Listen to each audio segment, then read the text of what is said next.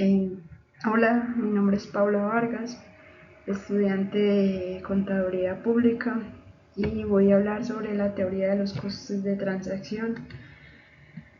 Eh, la teoría de los costes de transacción es una perspectiva económica fundamental para entender por qué existen las empresas y cómo se organizan los mercados. Bueno, ahora vamos a ver el origen de esta teoría y los autores. Empezó por Ronald Coase en 1937. En su obra planteó la pregunta clave de por qué existen las empresas, si el mercado puede coordinar la producción. Entonces, esta pregunta es bastante importante porque él decía que se planteó la pregunta de que si una empresa tenía que tener procesos internos que le ayudaran a cumplir sus objetivos, o podría subcontratar otras empresas externas que fueran más baratas, los costos fueran menores. Entonces esta teoría la planteó él, pero por allá en los años 70 vino Oliver Williamson y amplió esta teoría. Incorporó conceptos de economía, derecho y organización. Entonces, estos fueron el origen y los autores de la teoría. Seguimos con los supuestos básicos. Los supuestos básicos de esta teoría son dos, que es la racionalidad limitada, eh, es decir, que las personas no pueden prever ni procesar toda la información, por lo que los contratos son inevitablemente incompletos. Y el segundo supuesto es el de oportunismo, que quiere decir que las partes pueden actuar en su propio beneficio, incluso engañando o reteniendo información, por lo que es necesario vigilar y establecer salvaguardas. Este supuesto es muy importante porque, es decir, un ejemplo, una empresa de logística necesite subcontratar una empresa de vehículos que se encarguen de llevar la mercancía al usuario final, y resulta que esta empresa les diga, bueno, nosotros para llevar esos vehículos, para llevar su mercancía, estamos gastando 100.000 pesos de gasolina, pero es mentira, si están gastando 20.000 pesos de gasolina. Entonces esto puede ser un oportunismo ahí que se pueda presentar. Pues por eso es necesario vigilar este tipo de conductas. Bueno, siguiendo con la presentación, miramos que hay factores claves del intercambio.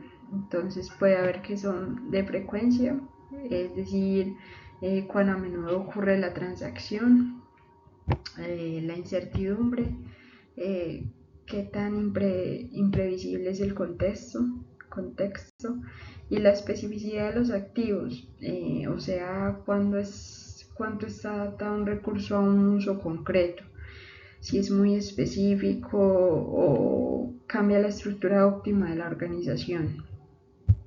Bueno, los costes de transacción concretos. Estos se basan en el ex ante, o sea, antes del contrato, donde se busca información, se hace una selección de socios, una redacción, una negociación, y viene el ex post, que es después del contrato, donde hay un monitoreo, una ejecución, una renegociación, una resolución de conflictos. Eh, eh, Como lo que hablaba anteriormente, tiene que haber un monitoreo constante para que no haya pues como no haya un aprovechamiento de una de las dos partes.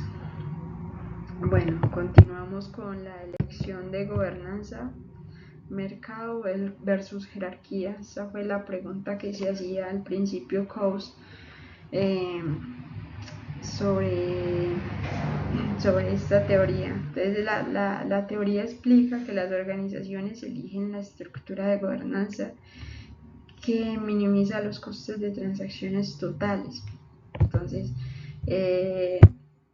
si el intercambio es estándar y de bajo riesgo, conviene un mercado con contratos simples, o si es recurrente y con algo de especificidad, en el intercambio convienen contratos híbridos como alianzas.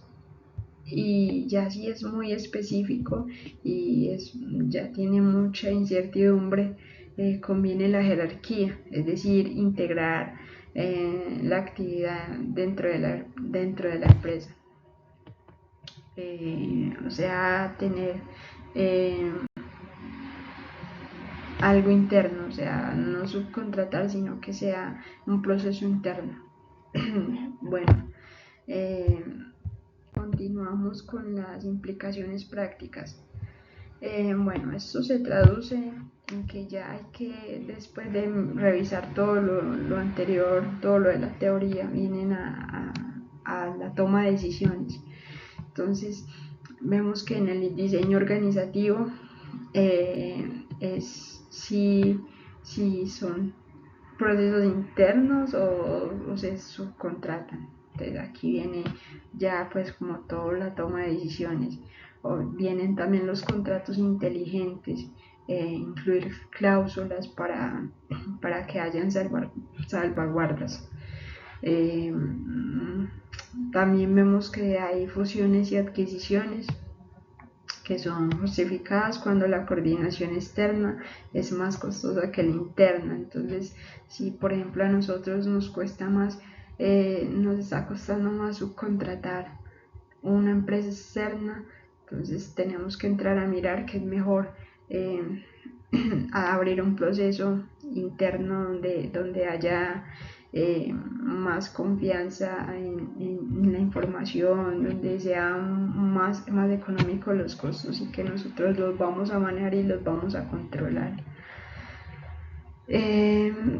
También hay alianzas estratégicas como mecanismo intermedio.